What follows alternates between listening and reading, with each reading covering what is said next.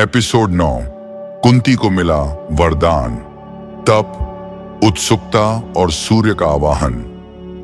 हस्तिनापुर के इतिहास में कुंती का नाम केवल एक रानी के रूप में नहीं, बल्कि एक ऐसी स्त्री के रूप में अंकित है जिसके एक निर्णय ने युग बदल दिया। यह कथा उस समय की है जब कुंती अभी विवाह के बंधन में नहीं बंधी थी, जब वह युवावस्था की दहलीज पर खड़ी थी और जीवन उन्हें अब भी एक रहस्य लगता था। अर्षि दुर्वासा का आगमन कुंती के जीवन का पहला मोड़ था। उनका तेज, उनका क्रोध और उनका आशीर्वाद तीनों समान रूप से प्रसिद्ध थे। कुंती ने सेवा की, बिना भय, बिना आलस्य। प्रसन्न होकर दुर्वासा ने उन्हें एक दिव्य मंत्र दिया, ऐसा मंत्र जिससे वे किसी भी देवता का आवाहन कर सकती थीं और उसे पुत्र प्राप्त कर सकती थीं। यह वरदान था, पर चेतावनी भी। कुंती ने मंत्र को संभाल कर रखा, पर युवावस्था का मन जिज्ञासु होता है। एक संध्या, जब आकाश के मध्य सूर्य देव अपने पूर्ण तेज में थे, कुंती के मन में विचार उठा, क्या यह मंत्र सच में काम करता है? यह प्रश्न साधारण था, पर उसका परिणाम असाधारण। कुंती ने मंत्र का उच्चारण किया। शब्द पूरे भी नहीं हुए थे कि आकाश बदलने लगा। प्रकाश तीव्र हुआ, वायु थम गई और सूर्य देव स्वयं प्रकट हुए। तेज इतना प्रखर था कि कुंती की आंखें झुक गईं। सूर्य बोले, तुमने मुझे बुलाया है और देवता बुलावे को अस्वीकार नहीं करते। कुंती कांप उठी। यह प्रयोग नहीं रहा, यह नियति बन चुका था। सूर्य देव ने उन्हें आश्वासन दिया, तुम्हारा कौमार्य अक्षुण्ण रहेगा और जो पुत्र जन्म लेगा वह अद्वितीय होगा।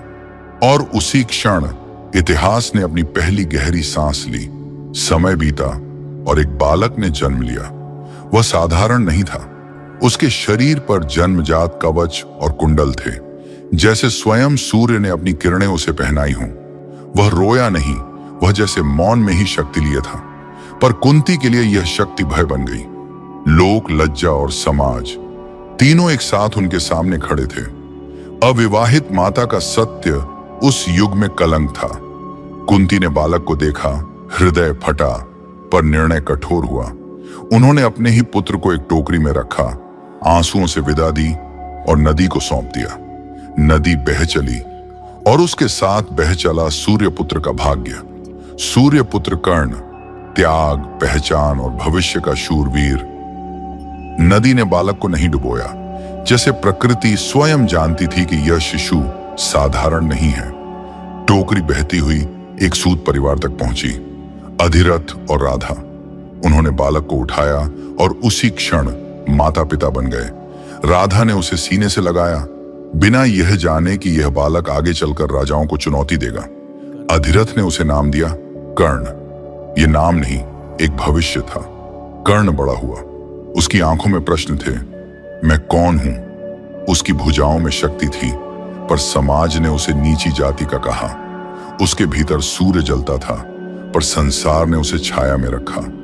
फिर भी उसने हार नहीं मानी। कर्ण ने परशुराम से विद्या पाई, छल से नहीं बल्कि प्यास से। उसने अस्त्र सीखे, धनुष को मित्र बनाया और अपमान को अपनी आग। पर नियति ने यहां भी परीक्षा ली।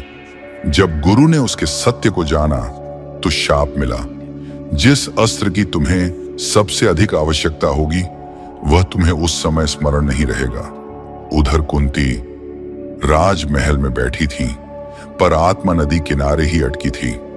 उन्हें पता था सूर्यपुत्र जीवित है, पर मां होकर भी वे मां नहीं बन सकी। कर्ण दानवीर बना, उसके द्वार से कोई खाली नहीं लौटा। यहां तक कि स्वयं इंद्र ब्राह्मण वेश में आए और कर्ण ने अपना कवच कुंडल दान कर दिया।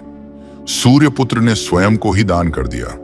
यहीं से यह स्पष्ट हो गया, महाभारत का सबसे दुखद पात्र जन्म नहीं लेता, वह धीरे धीरे गढ़ा जाता है। कर्ण न पांडव था न कौरव, वह नियति का योद्धा था। और जब भविष्य में युद्ध होगा, तब सबसे गहरी चोट तीर से नहीं, पहचान से लगेगी। यहीं से महाभारत की सबसे करुण कथा आकार लेती है। एक मां, एक पुत्र और एक ऐसा सत्य जो समय आने पर ही प्रकट होगा।